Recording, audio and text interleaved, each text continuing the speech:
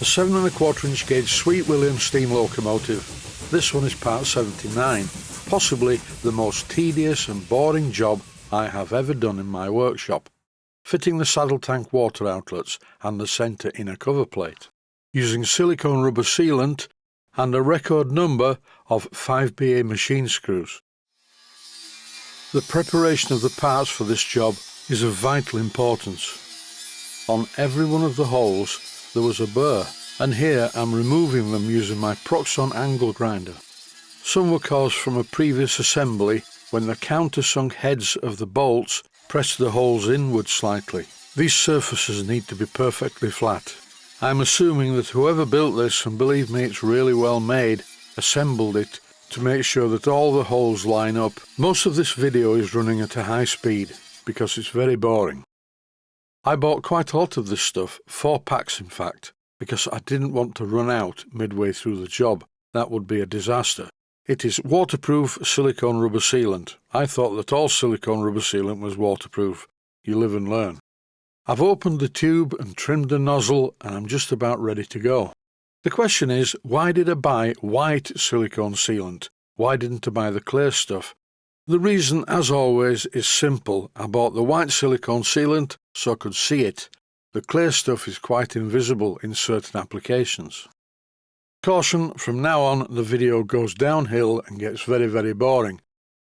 Here I've removed the first of the water fittings and I'm applying a copious amount of silicone rubber sealant to it, and now I bolt it back in position. I'm cleaning away the surplus silicone rubber using a cloth. After bolting the fitting in place, I apply some more silicone rubber to the actual screws. I do not want the nuts to ever vibrate loose.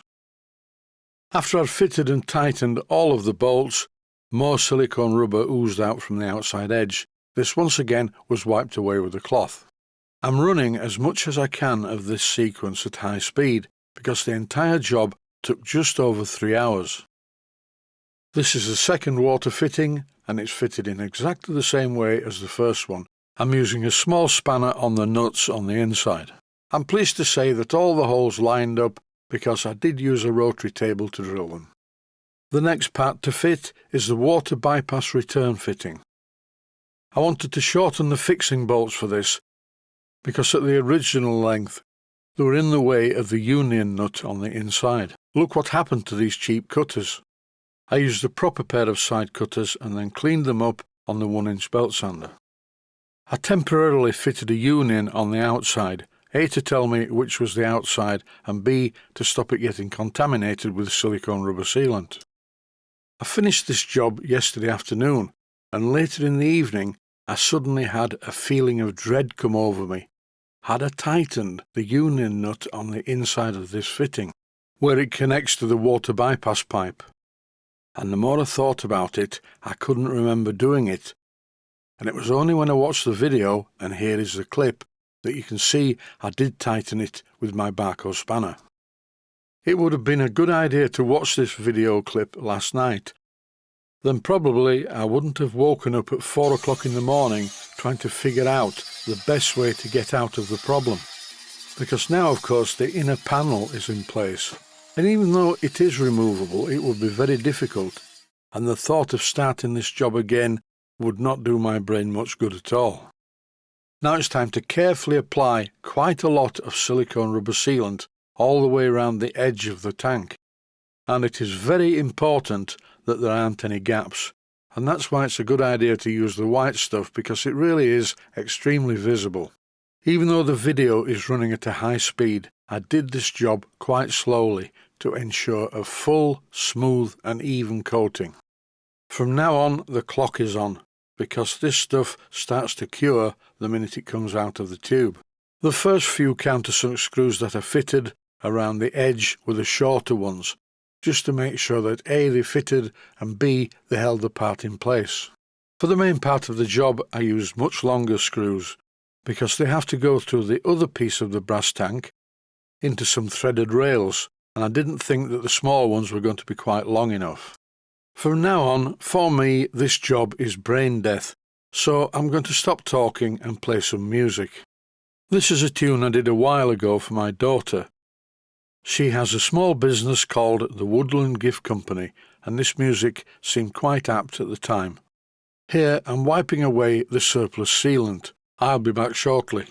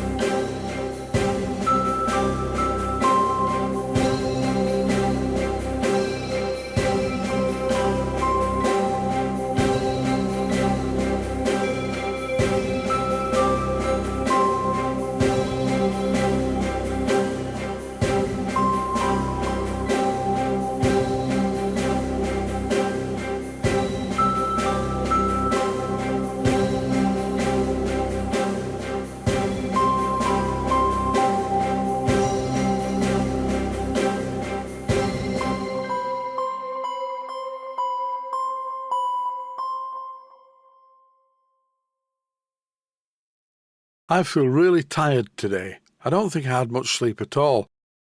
All night I was dreaming about the job, and I do that sometimes. It's a great failing of mine. Although it was useful when I was a computer engineer, and often I would dream the solution to a computer problem when I was asleep. This is what was left of the silicone rubber sealant after the job was completed. Now I need to tidy up. I tipped all the brass screws out onto the bench just to make it quicker to pick them up. When I was a child, my father said the best way to learn patience is to tip a box of screws or bolts out onto the table and pick them up individually, not including anything that you don't want to pick up and no rubbish that may have been in the bottom of the box to start with. My father wasn't very well educated, but he was very wise. And that's one of the reasons that I can do this job. You do need a reserve of patience, although in this case I did have to work faster than usual owing to the curing time of the silicone rubber, and I only just got there. When I wiped the last bit of the residue off the brass, I did notice some of it was starting to get a bit solid. This is one job that I've been dreading all along. In the next episode, I will see whether the tank is watertight. That's it for now though. Stay safe, stay healthy. Thanks for watching, and I hope you found it useful. Please take the time to visit my Mainsteam Models website and click on the section of the website that says Video Playlists. And by doing that, you can find other videos that you may like to watch. And by using the playlists, you can actually watch the videos back to back.